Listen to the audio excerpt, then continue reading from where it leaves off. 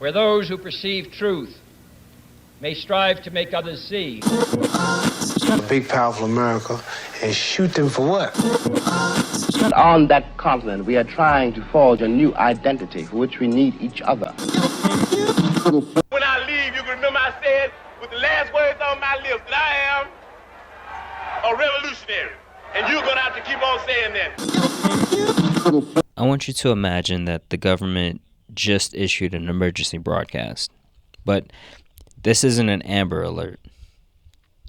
Over this broadcast, it notifies you that smart TVs are being issued to every resident who doesn't have an approved brand of smart TV. Apparently, it must be placed in an approved location that receives a certain amount of foot traffic. Another interesting note is that it must remain powered on at all times. Also, all cell phones are to be on your person at all times and must provide SIM cards by approved carriers. It will now be a criminal offense to not follow this set of directives.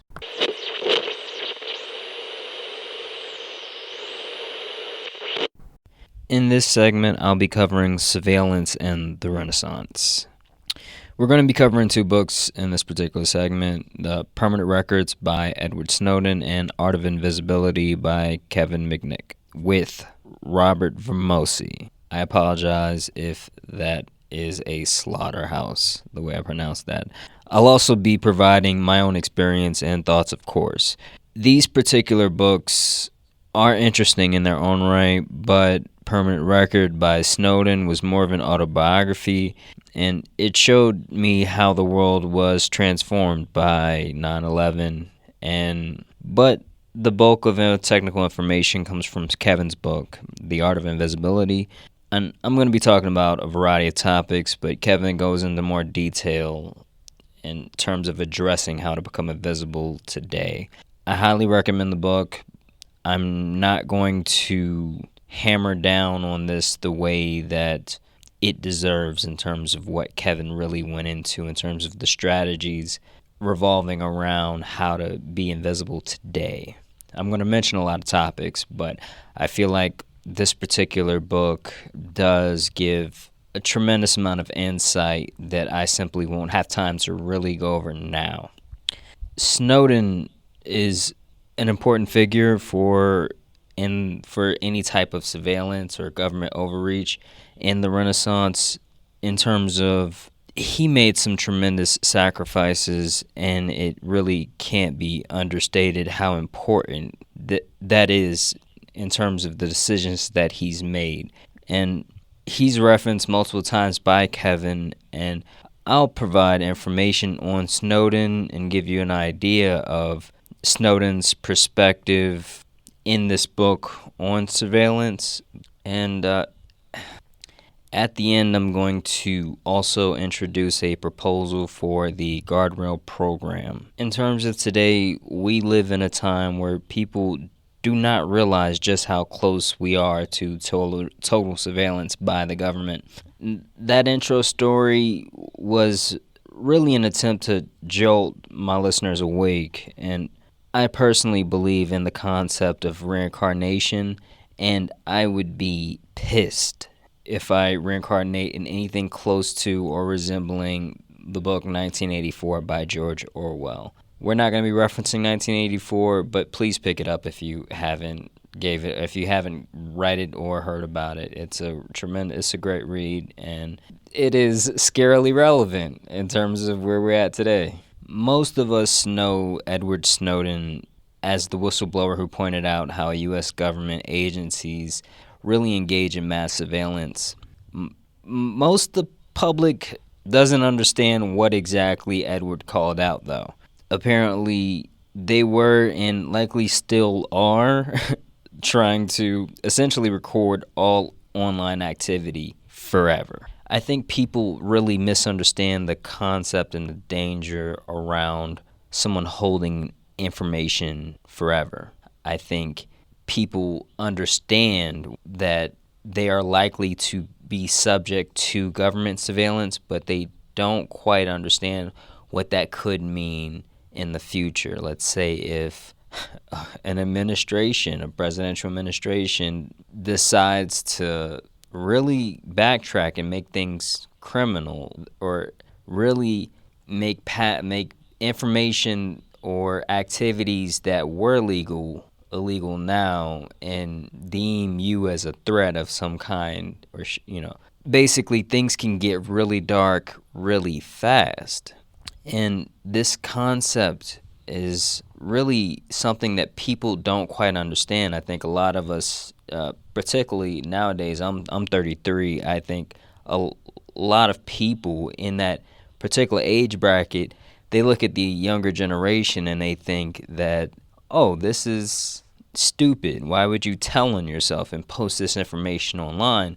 And what they really, really fail to understand is that these people now, these people that are growing up today, the next generation, they're better thought of as a new species of human, honestly, when it comes down to the environment that they have been shaped by and molded by. This is, it really brings me to this concept of lack of obscurity, right?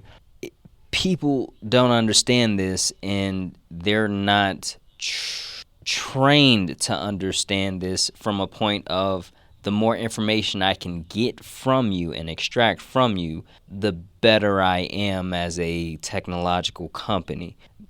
And that concept of lack of obscurity is really instrumental in this. And for those that don't understand this concept, let's say you just came out the shower. You have a towel on, but you have to cross an open window in order to get the rest of your clothes. Now, you normally would move really fast and cross the window, but if your home, let's say, was under 24-hour surveillance and everything around your home was constantly surveilled, the chances are is that you would act very differently and be more cautious in situations like that, because there's a chance that that moment could be magnified and frozen in time to such a degree to where that 1 millisecond of you crossing the window could be slowed down, zoomed in on, and essentially shared to various sources. Edward talks about how the U.S. government is engaged in creating tremendous storage facilities to really help eliminate this idea of obscurity. And it's a very aggressive approach that many of these agencies are taking right now. And it really does become even more worrisome regarding the amount of, let's say, water that's required of from a lot of these data centers, particularly with AI nowadays.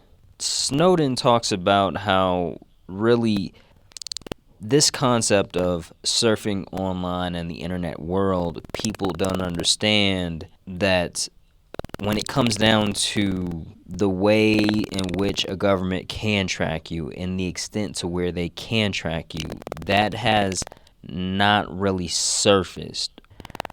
In terms of people surfing the web, there are components and strategies to where you go to a website and now you have malware on your computer that you don't even know about. And there are even instances where essentially this malware would lead to someone screen watching you to literally see and mirror your computer onto their own. They can record keystrokes, they can get passwords, they can, of course, record webcams and microphones, or copy emails and documents from your computer. If this stuff is still used today, which I'm not very hopeful that it's really came up against any real challenge, and otherwise we'd likely see people in court for some particular reason or another. But if this stuff, I'll put that in quotation mark, if this stuff is still used today, they're likely further underground now. And I say further because they were already doing what they could to remain hidden or to be hidden while this program was operational. This particular program that Edward Snowden was a part of. And just to give you an idea, Edward was officially employed by a private company that was a contractor for the NSA. The concept here is if Big Brother wants it done and governments can't do it, make sure this is done under private corporations if they can have more wiggle room. After 9/11, these guys were off the rails.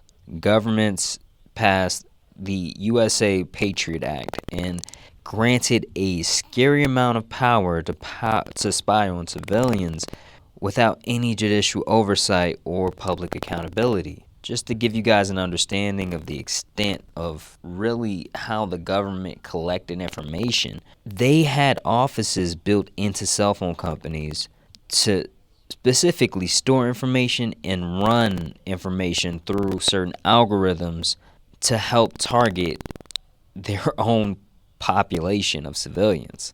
Ed's family is actually tied to the government and the U.S.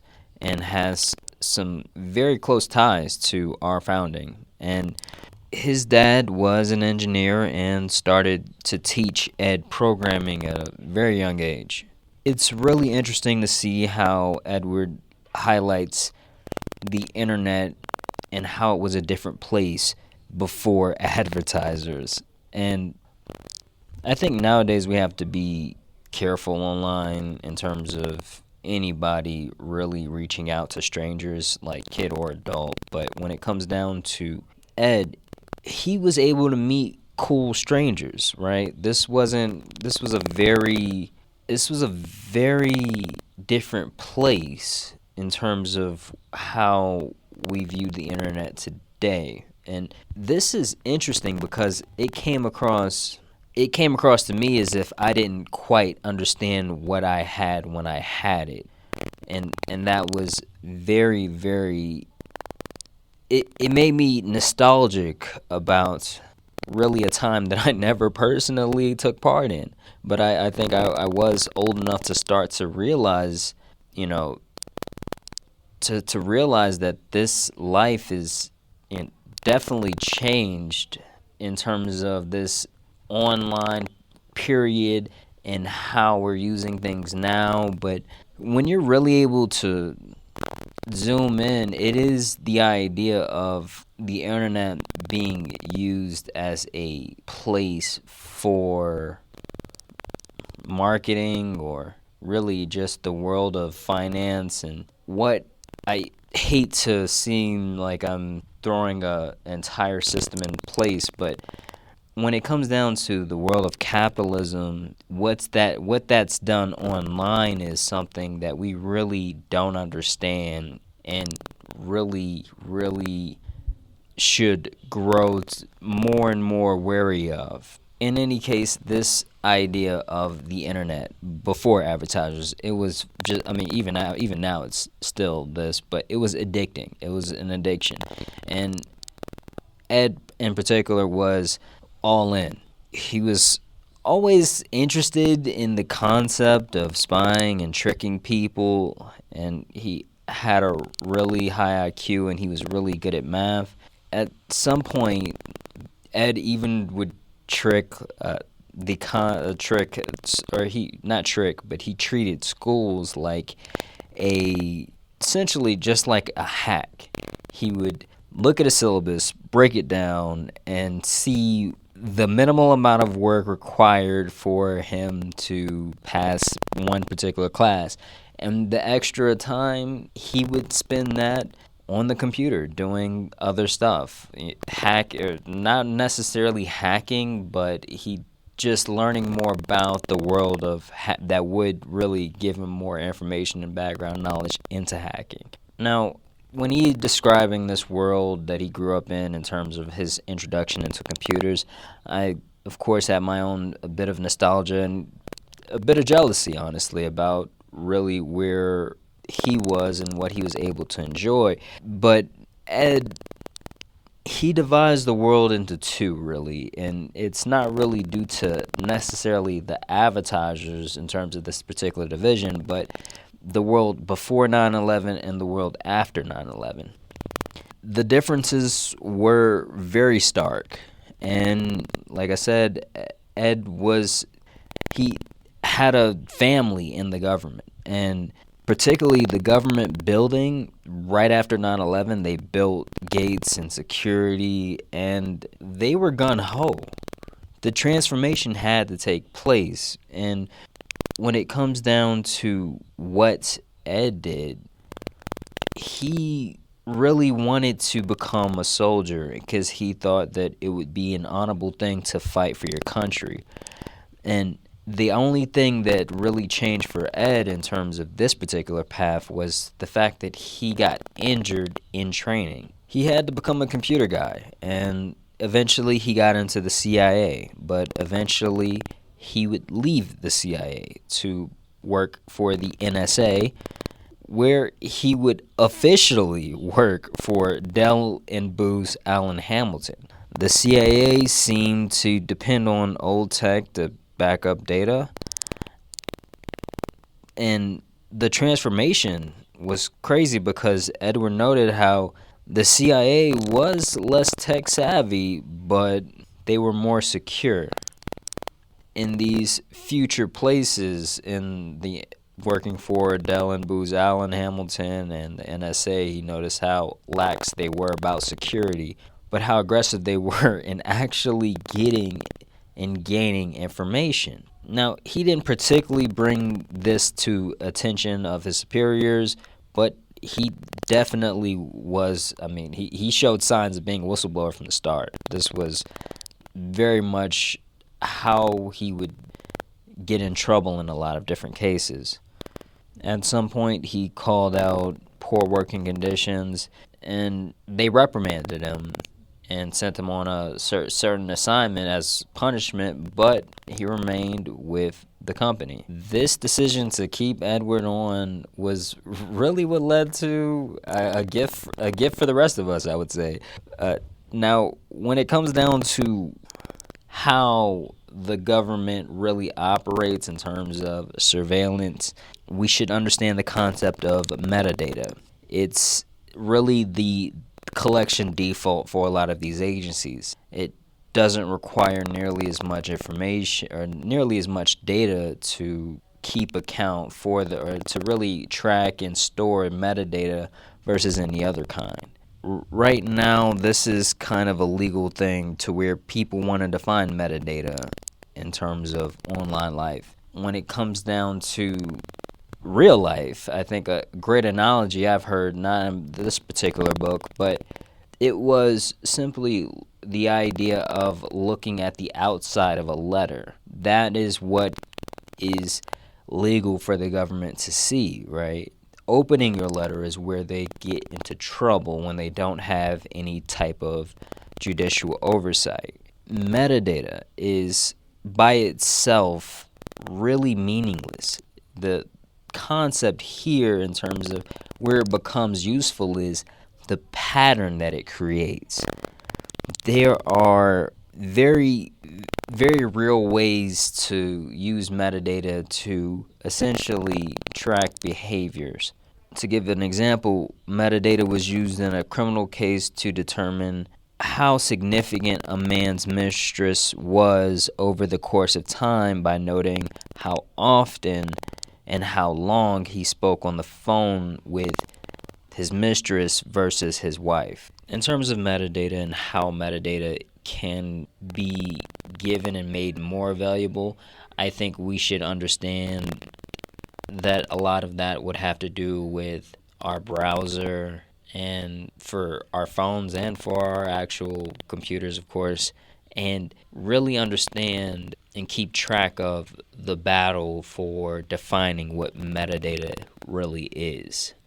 Edward really took a risk in pointing a lot of this stuff out and really gave us a tremendous amount of knowledge that unfortunately is overshadowed by the blanket idea of government surveillance Edward is still wanted by the USA, but he's now in Russia and has been given Russian citizenship by Vladimir Putin. I think it's a very strong statement to say that this man, who most people wouldn't consider a criminal and deserving of harsh treatment in terms of actually criminal cases being brought against him, being given refuge by the people who our government are calling our enemy. It is very clearly a mistake, but when it comes down to Edward he's given an interesting note here about a lot of this conversation around surveillance and privacy, I suppose. And I really want to pass this particular quote on to you guys. Not caring about freedom of privacy is like not caring about freedom of religion because you're an atheist.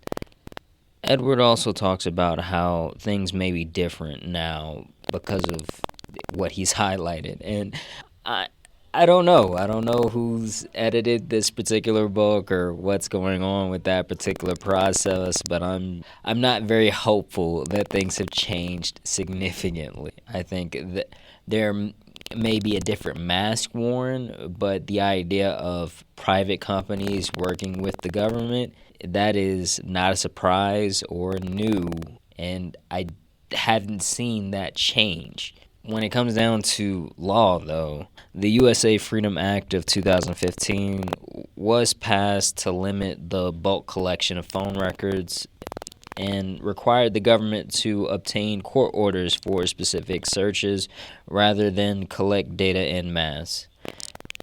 But like I said, I don't think the government has been adequately reined in. I think there would be real trials and real cases and people brought up. And the cloud is bringing us and really opening us up to new problems in the future. And if we delete our history in some cases, it can actually be illegal. In any case, this idea of encryption may be our saving grace. And this concept was referenced by both books many times.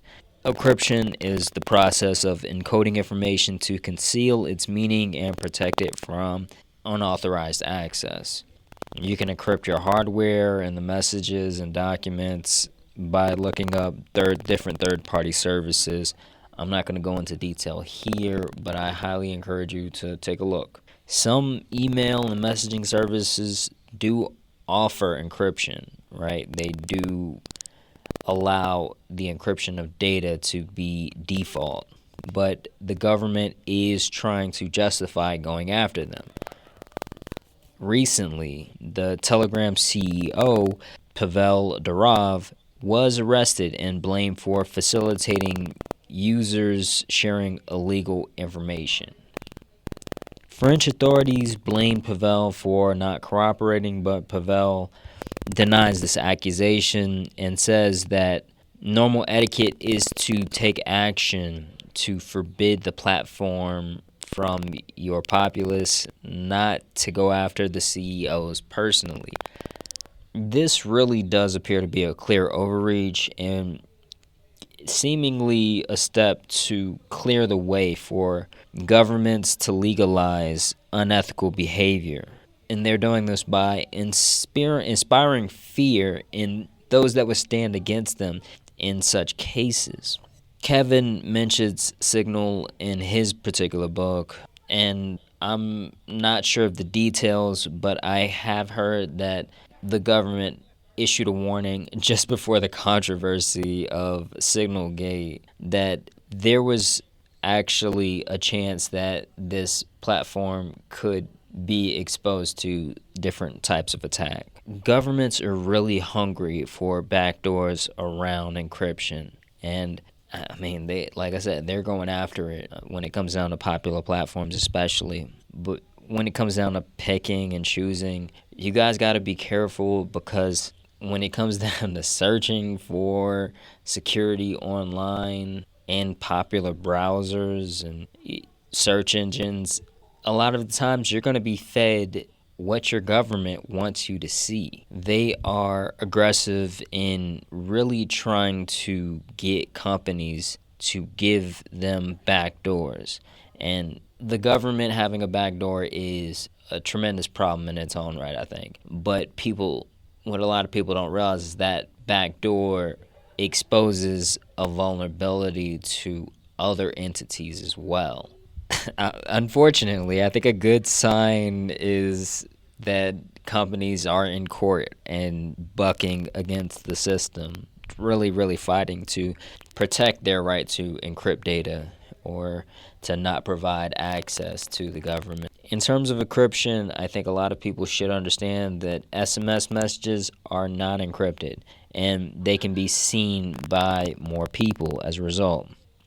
Earlier in this year, 2025, they actually made an announcement. It's a quiet announcement, but they made the announcement, I'm putting up quotation marks here, that Chinese and Russians could have hacked several carriers and for civilians not to use SMS messaging, which is crazy when you think about what just happened with Telegram's CEO.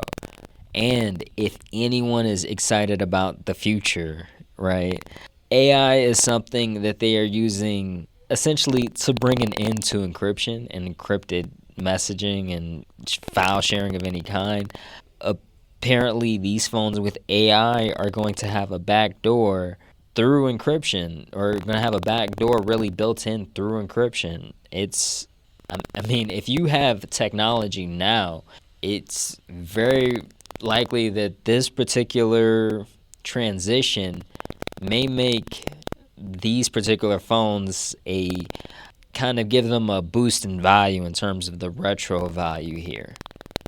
Edward talks about a lot of ways he got around government surveillance, and he was very serious. Like the extent to where he went for a lot of his particular communication between him and the journalist that helped him really blow the whistle. It was tremendous and exhausting. It was a lot, but it was possible for him. And I think that's definitely something, because he was in it just about as deep as anybody could be in it. That's not to take away from the celebridom of Kevin Mitnick, because when it comes down to Kevin, he's a hacker and is well known and regarded as a hero to a lot of people, even though us normies may not have heard of him. He still gives acknowledgement to Snowden. And when it comes down to this concept of the Art of Invisibility, one thing that's on the title is the world's most famous hacker. And this book was made in 2017, but Kevin goes over quite a few scenarios that give a detailed account on the surveillance landscape now. He's smart, he's savvy, and just quite the professional in this particular field. He talks about this concept of people not understanding how data is used and harvested. Coming back to this concept of data storage facilities, this is something that's very real in a lot of people's lives in terms of whether just general understanding that these things are growing in popularity or being directly impacted. I've seen a report recently where they are literally affecting local residents around data facilities in terms of the way they use water, the way they can use water in general. As scary as that concept of no longer having access to, say, cold water, for instance, or things that you're normally exposed to and have access to, I think what's really become more scary is the idea of a government so bullish about collecting and storing information. Kevin is he's actually more lenient than I am in terms of the idea of giving credence to the comfort that technology can provide people, I would say that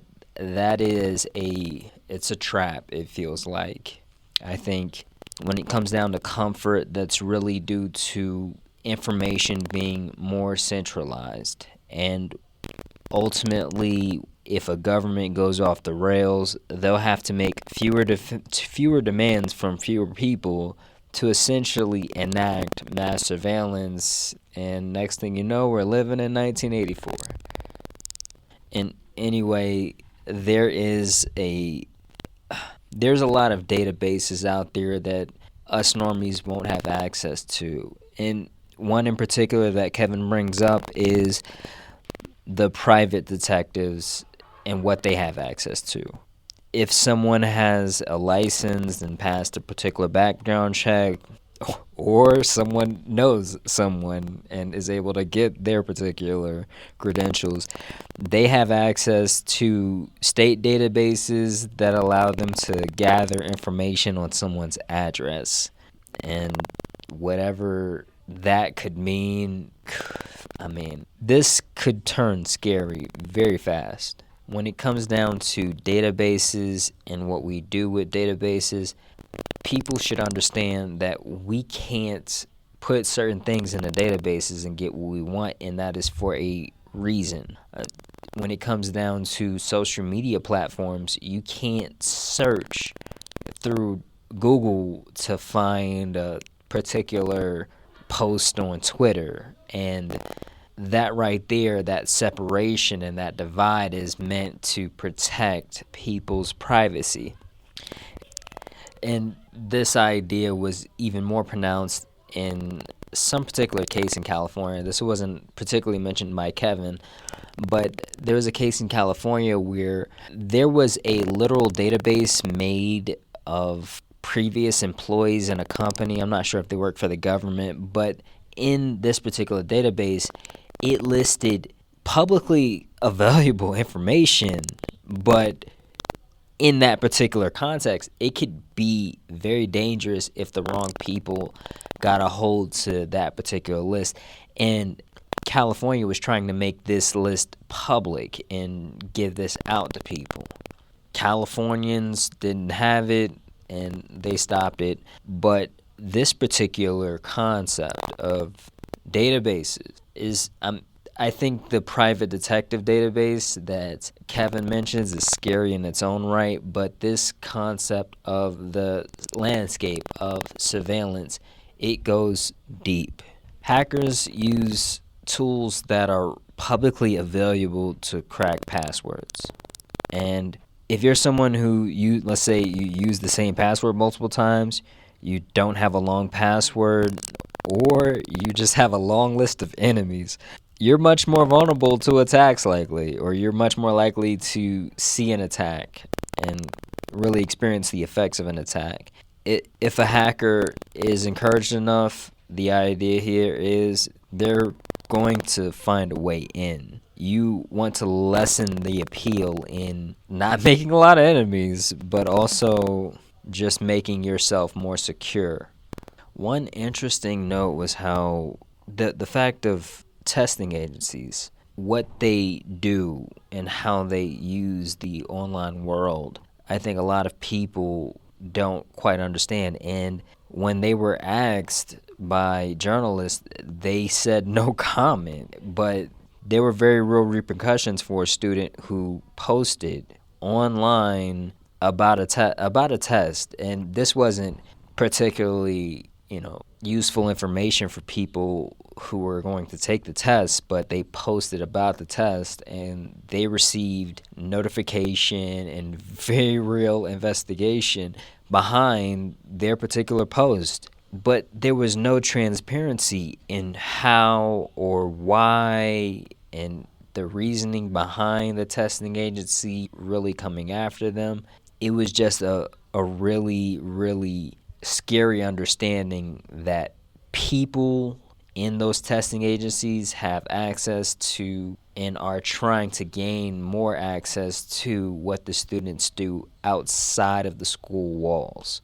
Also, Snapchat is a pretty big problem because their marketing would suggest that these are messages that are deleted. And just to put it out there, it seems like they just may be some blatant liars about not collecting information, but also not not truthful about what happens in terms of what could happen, right? You don't necessarily have to, let that message just die. You can have a phone or a camera that captures that particular image, and your phone wouldn't even know what happened. But also, just the concept of screenshots was only something that Snapchat addressed at some point down the road after so much activity.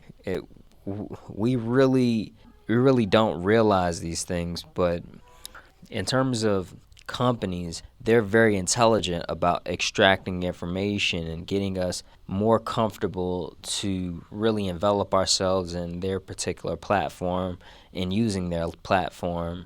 And a lot of that is surrounded by manipulating audiences in the general public. Advertisers would be really, when it comes down to invading privacy, advertisers, I would say, are on the front line, and how they really want to, when it comes down to Snowden talking about how advertisers ruined everything online, that idea is well known by anyone who has an online life, period. There are apps, browsers, and email services that are really only free because you're the product.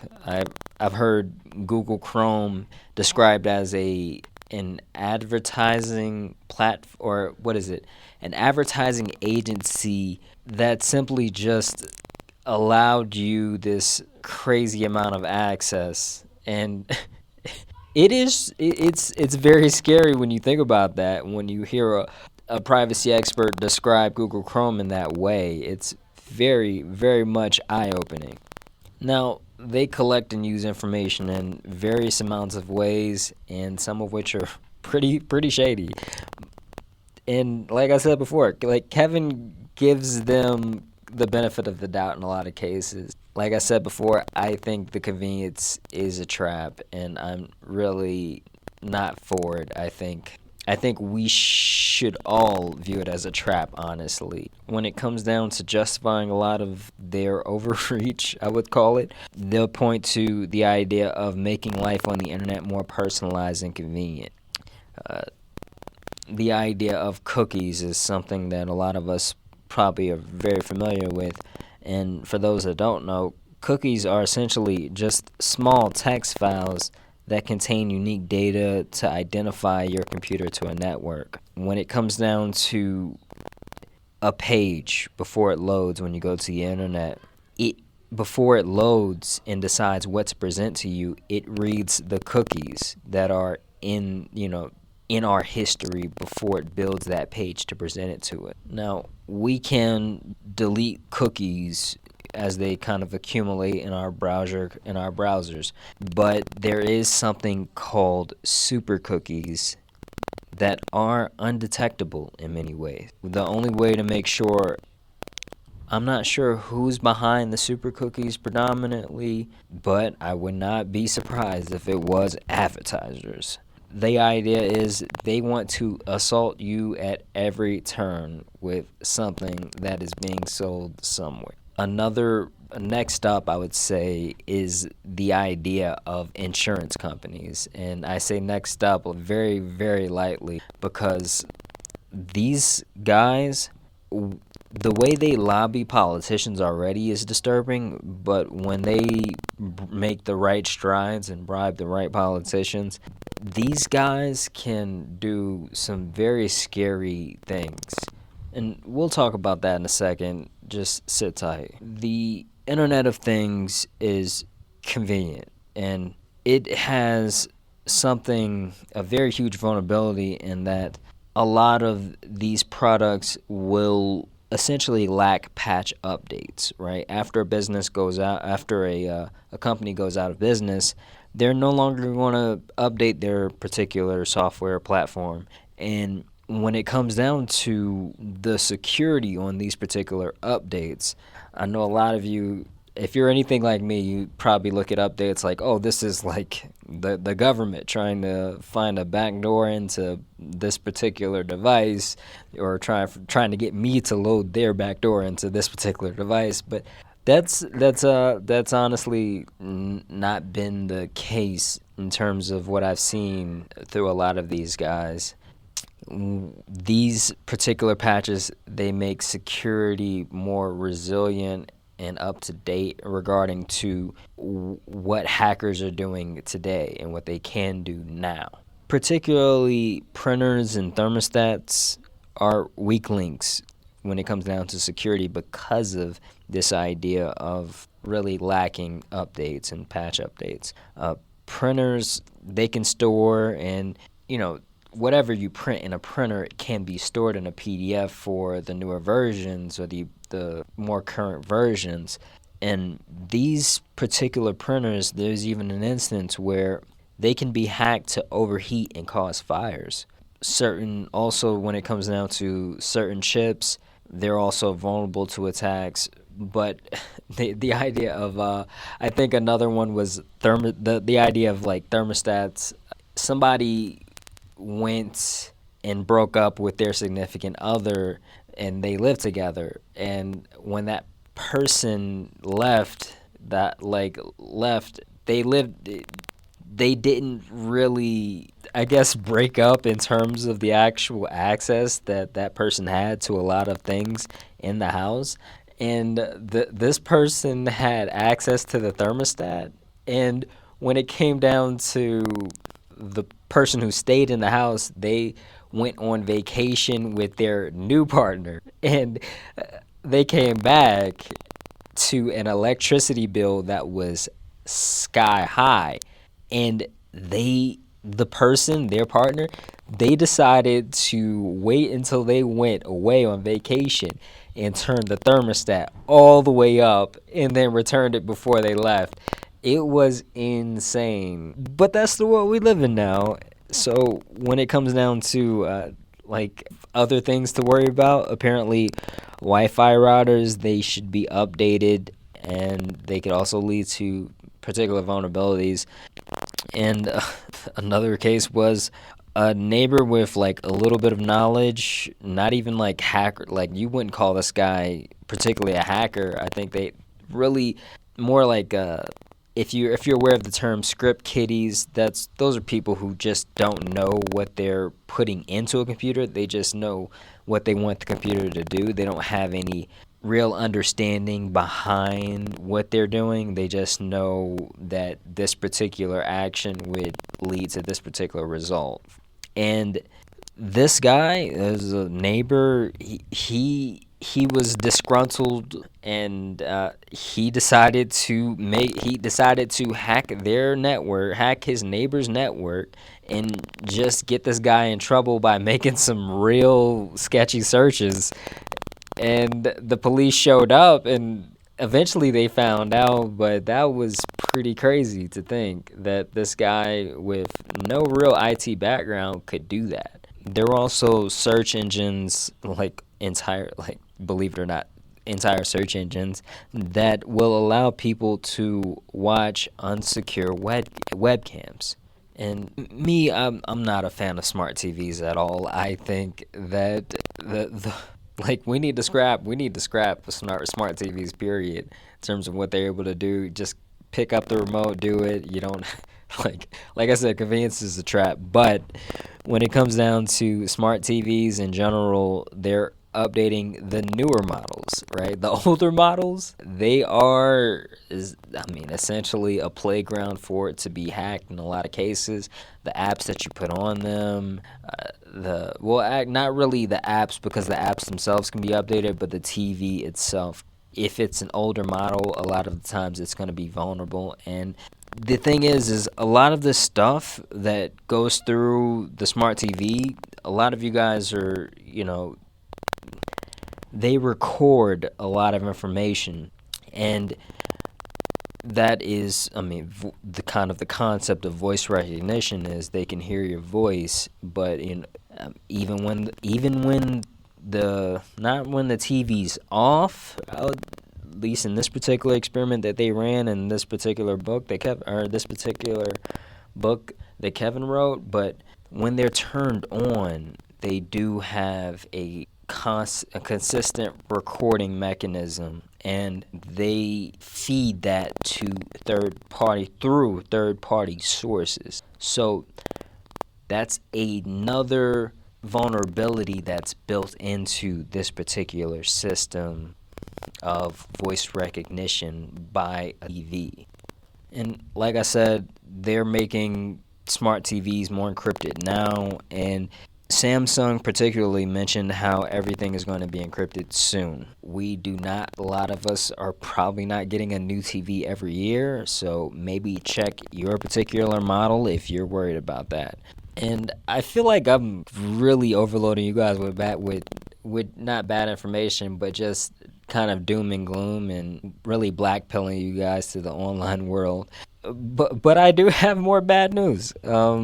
Hackers can lock files and demand ransom. You can, by all means, call the cops or the FBI, and apparently they will tell you that maybe you should pay them.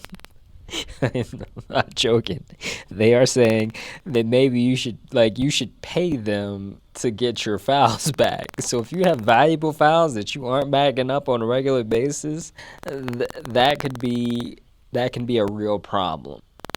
Kevin talks about this idea of evading surveillance is essentially creating a alternate identity that's going to be surveilled separately. And that is the most efficient way to really, really remain anonymous online in a lot of regards. A few things to look out for.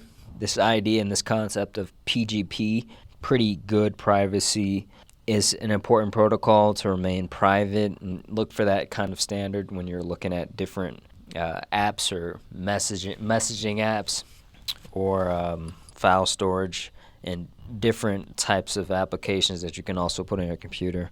It's a standard program for email privacy, and it's a good indicator that your email is somewhat secure, right? This is, one level of security, I would say, to look out for, but another one is OTR, right? And OTR is essentially off the record, and this provides private conversations over instant messaging. PFS, this is perfect forward security, and that's what ensures that past sessions, their keys remain useless if future keys are compromised, or if a private key is stolen. Essentially, they won't be able to look at past secure communications. Something else to look out for is HTTPS.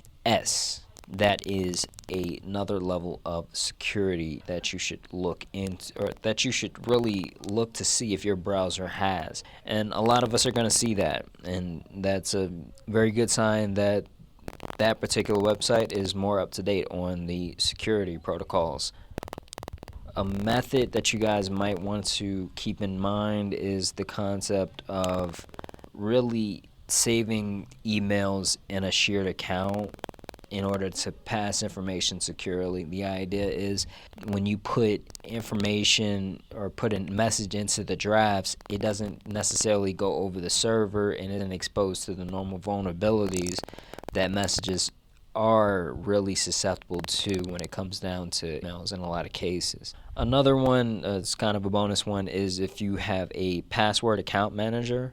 A lot of the times, let's say you share a password account manager with another person, you can also place information there in terms of messages, maybe some files or documents. So that's another place, and that right there was courtesy of a privacy channel. I think it was Rob Braxman, and something that I'll also link in the show notes as well in terms of the YouTube channel. Please, one warning is, do not use social media sites as browsers through the web. that is becoming more popular, and apparently it's something that could lead to a slew of problems in terms of creating one focal point that could essentially be hacked, in terms of someone could hack your particular social media and have access to your entire browsing information or activity. That could get troublesome when you think about how often passwords are saved in browser, how often we really trust a browser in terms of how much information we trust it. I'm gonna link this in the show notes, but there's something to test browser security, and this is coveryourtracks.eff.org, and that's to give you kind of an understanding of where you rank in terms of your particular browser security versus others. We'll talk more about that. I'm going to really kind of speed up in terms of these particular tips, but by all means ask questions in the comments and I'll do what I can there. This concept of also secure browser, LibreWolf seems like one of the best options. It's open source. It also doesn't naturally accumulate cookies, so it could be inconvenient for some of us, but it is more secure. And another thing, employees are being watched at work at unprecedented levels. I think a lot of us really don't think about that a lot because we're working, we should be working. But the concept of employee and employers having access to employees at that particular extent has never happened before. And in the context of thinking about 1984, it is scary. Also, websites with .onion are essentially the dark web. Please don't do anything illegal. Also, fitness trackers can be a problem, and they can even detect and have even listed this as an activity in terms of to track. They listed sex to track. That is crazy to think, but they had that at some point, and someone called them out for it, obviously, but they had that. They were that disconnected from the concept of what they were doing to have that. And when you think about this concept of fitness trackers, going back to what we were talking about with insurance companies, this is huge, because when it comes down to what kind of information an insurance company can ask you to provide, a lot of us have been asked by or incentivized by insurance companies to some kind of to basically install some kind of tracking device to track your speed and slowdown rate. And it seems innocent if you're kind of not aware of how that could be used if really pressure was given and by the wrong entities. But that can turn against a person very quickly.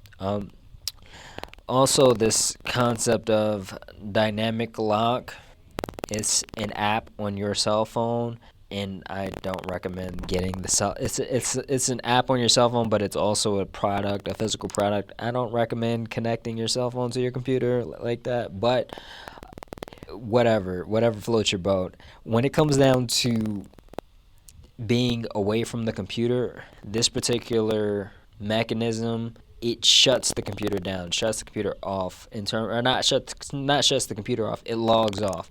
And this is pretty essential, or this can be essential for really protecting your computer in public areas, at work, in a lot of cases in particular. And dynamic lock may just be an app. It may not be available as a physical device, but there is something called Hideez proximity lock. I'll link that in the description if anything. Another thing is VM, or virtual machines, can be used for people who are really into privacy. And this concept of having a virtual machine, it essentially creates a virtual computer that can effectively mask the real computer that you're on. You can use different operating systems. For instance, if you're using a PC, you can basically have this set up to act as a Mac. And it seems like a very if you're really into privacy and security, that can be something that you can definitely look into. And also the Tails operating system is built for privacy. It's an operating system that is made for privacy. Stores are interesting in terms of physical places because they are using facial recognition, and we really don't understand because advertisers are hungry and they got some pretty strong lobbying companies, so chances are your politicians are being well funded by advertiser money. So that's something to think about and something to watch out for. Airlines are just bleak for privacy and security when it comes down to Snowden in particular mentioned where airlines have Wi-Fi set up to where they can link that Wi-Fi to, or they have a system to basically link your particular IP address to you personally. And your IP address is linked to essentially your phone or your computer or your laptop. They will essentially translate your IP that connects to that Wi-Fi to your identity. And that is, like I said, airport security, if you're looking for security in an airport, just turn your phone off. Turn your phone, or just try not to connect to anything and try to maintain just, pick up a book. At some point in history, when Tesla got started, they did not limit the amount of password attempts that a person could use when they log into their information. And even now, with that recent event with Tesla, we see that they store a lot of information that we just don't really understand or have access to. And this idea of technological advancement that are being made here, it does give credence. That idea, that comfort that you're getting provided it can easily become a cage. License plates readers are becoming more and more popular, and you would be surprised. It's actually scary how easy it is for an agency to track your behaviors and your patterns down to know when things change. It's very easy for someone to essentially track your activity, to know major life events that happen in your particular life, and it's scary. Hackers can really create fake Wi-Fi, and they'd have access to everything that you do online. This is something that really can be but it's something that you'd have to really go through a lot of hoops to overcome. But just be aware, what is this? A combination of things like VPNs and also Tor browsers as well. For those that don't know, these are essentially just browsers that try to hide your identity more aggressively, but they're also slower in a lot of cases. So watch out for that. And like I said, this book was written in 2017, so I'm really hesitant to give out specifics in terms of what you can do in terms of the programs, because we live in a time where things are changing very rapidly and governments are gaining back doors at unprecedented rates. I'm really supposed to speed this up, so I'm going to try to speed this up now. Concept of cell phones and really just connecting to towers. For those that don't know, the cell phone that you have with the SIM card, it constantly checks in back and forth with towers in your particular area. And a lot of those towers can store information and data. And some cases they can be used to triangulate a person based on what towers receive this particular check-in and when they receive it. There are some things called femto cells, and our cell phones connect to these automatically. They're essentially just boosters for a cell phone to connect to a tower more easily. Also, things like, the concept of providing information could vary across countries and methods of travel. There are some cases where you may be better off mailing particular drives to yourself rather than traveling with them. In Canada, apparently, they have particular authority to demand passwords. And essentially, for those who were wondering, like I was, if you don't provide the password, then you go to jail. It's illegal to do that, and it's not in the USA. Hotel safes may not be very good for storing information. There are situations where these guys can have a backdoor password into a hotel safe, and if you leave money in there and come back and something's missing, maybe it might take longer to notice, but if there is a solid enough structure in terms of built in place to siphon off what's in a safe, you'll never find it. There are also tools to essentially pretend as if you're in one location while being in another. Say you're using Wi-Fi in a cafe, but you're really across, like, literally the world. You can do that, and there are tools that are available to do that. I'm not going to list them here, but you can look those up. DEF CON is a hacker conference, and with this particular hacker conference, it can be used by, of course, just hackers to learn more information, but also organizations, companies, and the FBI. There are cases where items weren't introduced during the conference because FBI essentially just said, hey, look, let's not put that out there for everyone's use. But when it comes down to the internet, of course, things get out anyway. Keystroke patterns are another way that people can identify themselves or can be identified online. The microseconds that you take between a keying, one letter versus another, it can be tracked and it can be traced to you, so you can leave fingerprints that way. That idea of VPNs, they are not a silver bullet for online activity, even if they aren't giving governments backdoors to what's being done. If you're looking for real anonymity, you got to look into things like burner emails and, just essentially buying more private access to Wi-Fi as well. It is a task. It's a real task. If you are interested in really building that, you could leave me a message in the comments and I'll try to find more information out for you. Or you can pick up the book. I highly recommend it in terms of the Art of Invisibility. If you are looking for particularly a Wi-Fi router, you can look, or a mobile Wi-Fi router, you can look into the Calyx Institute, and I'll try to link that in the description as well. They don't collect information, or they specifically don't collect information, and they're a company that respects privacy to that extent. In terms of encrypted messaging apps, I'm going to link a PDF to show what the FBI was able to get access to as of November 20th. And this is courtesy of Property of the People. It's an organization that's doing some great work.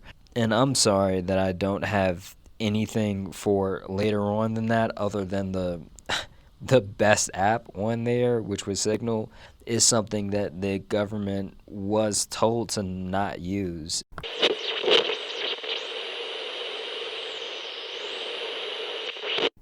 The proposal for this particular video is called the Guardrail program, and the Guardrail program is a proposal for social media reform and user empowerment in the digital renaissance.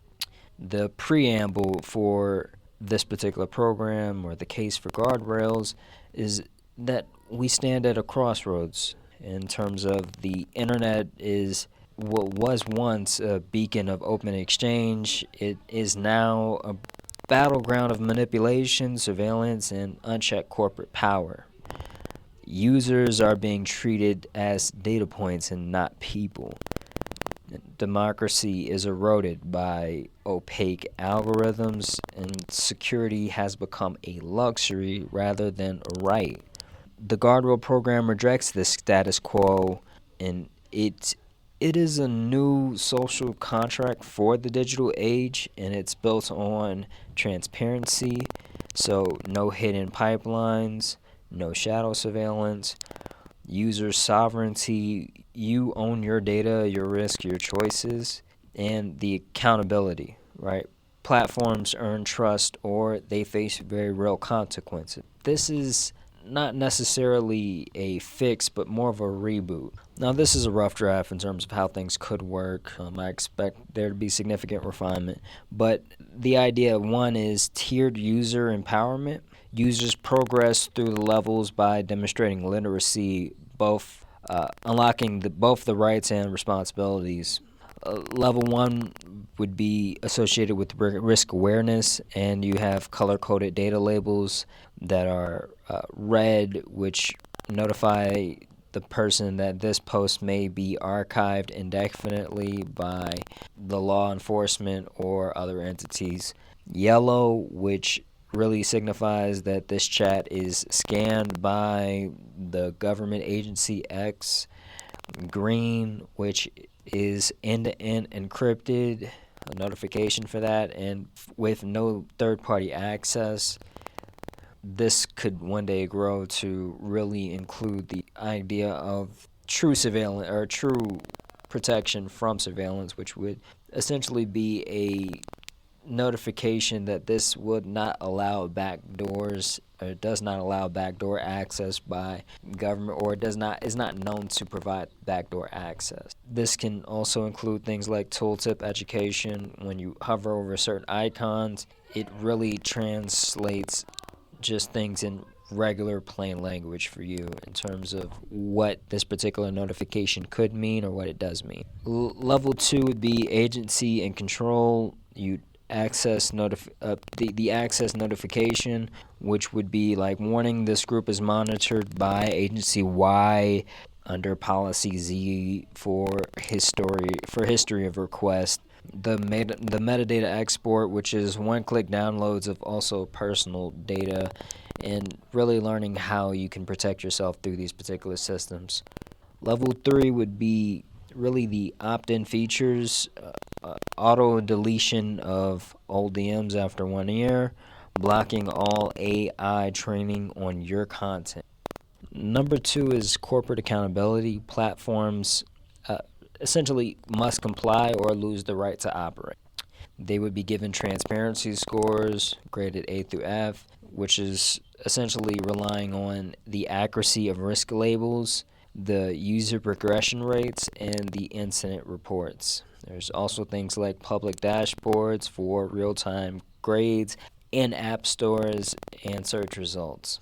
Enforcement, F-grade penalties, delisting from app stores, or taxed extra to be sold in stores in the USA. Another one would be just revenue taxes in general. Also, Guardrail verification badges. Certified platforms get algorithmic boost as well. Opt out without exploitation. The user choice if there's a choice to opt out, and the idea would be is that these people who opt out would essentially see and be presented with the cost of not understanding the Guardrail secured features. And this is through compliant websites and platforms. So say you're scrolling through social media, or YouTube and, Instagram, you'd see kind of, rather than those little advertisements, you'd see notifications of the cost and that could come with not understanding the Guardrail program and not really taking part and taking full use of it. No retaliation. Compliant platforms cannot shadow ban or throttle opt-out users. The pillars of reform. 1, privacy as a tangible right. Today, users have no real-time understanding of who accesses their data or how. The solution would be something like privacy nutrition labels. Every digital service must display in plain language, in accordance with this particular program, which entities can access their user data and how their data can be used, the historical frequency of such access as well, and there would be installation of dynamic consent. So users would be able to adjust the permissions in real time with clear trade-offs. So disabling geo-tracking limits emergency features or something like that. Just as you check a food's ingredients, you should be able to know your app's risk.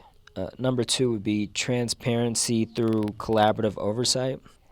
Surveillance happens in the darkness with no public recourse. Public-private access disclosures. So a live registry where agencies, corporations, and hackers must declare their data interests.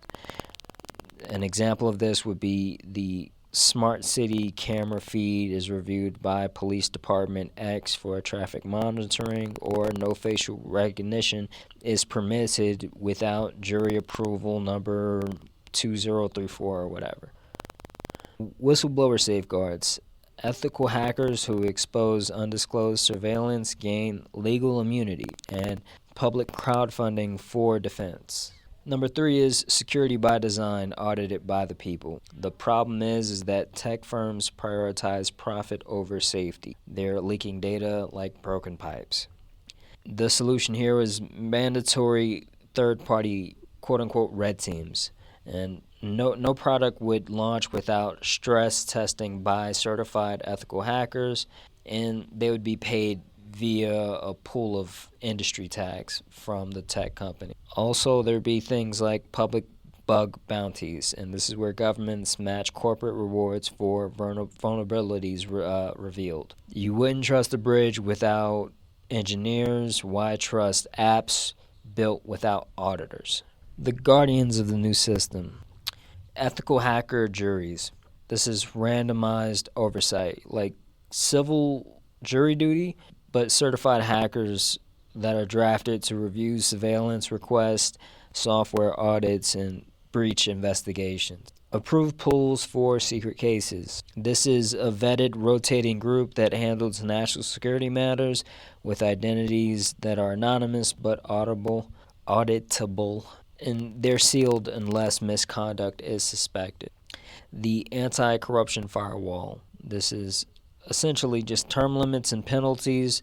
So selectors who appoint juries to serve 3-year term limits then face a 5-year cooling off period, and really leaking a juror's identity could be seen as treason charges, or bribing a juror is essentially a 20-year minimum sentence. Also, re-randomized triggers any breach autocycles, compromise juries from backup pools. The public interface, literacy as liberation. The privacy climate index, a real-time dashboard like air quality alerts showing a system health and also threat alerts. There would also be tiered digital citizenship. Privacy licenses, complete with interactive courses. They would unlock tech permissions and gain oversight voting rights. Social media integrations, so like your current app has a B private rating or an A private rating. You can upgrade to an A private rating by disabling 3 trackers. Knowledge isn't power, applied knowledge.